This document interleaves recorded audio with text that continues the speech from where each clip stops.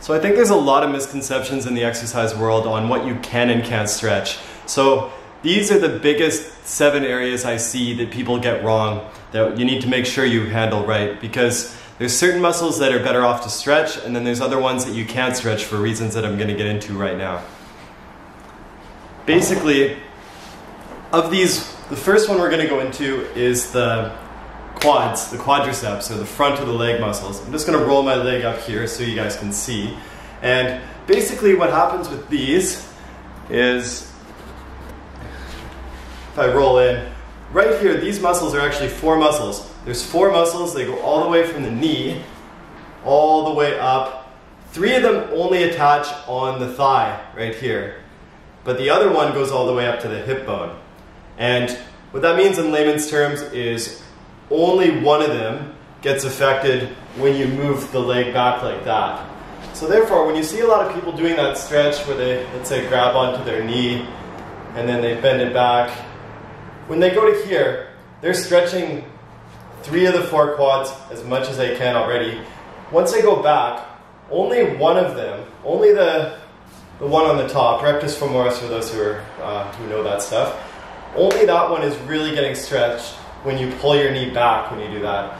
So realistically, when you pull your knee here, it could be the exact same as if you're just sitting here.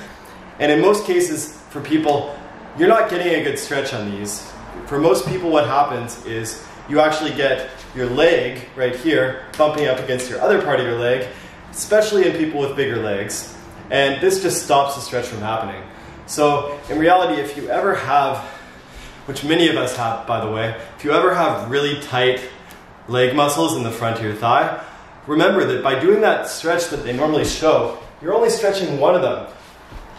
So there's 3 other muscles in there, and it's really important you want to target those, especially if they're tight. So what I recommend is not trying to stretch them out, but instead investing in a foam roller or something you can use at home of a similar texture, something rolly, maybe a rolling pin if you're feeling a little more gutsy.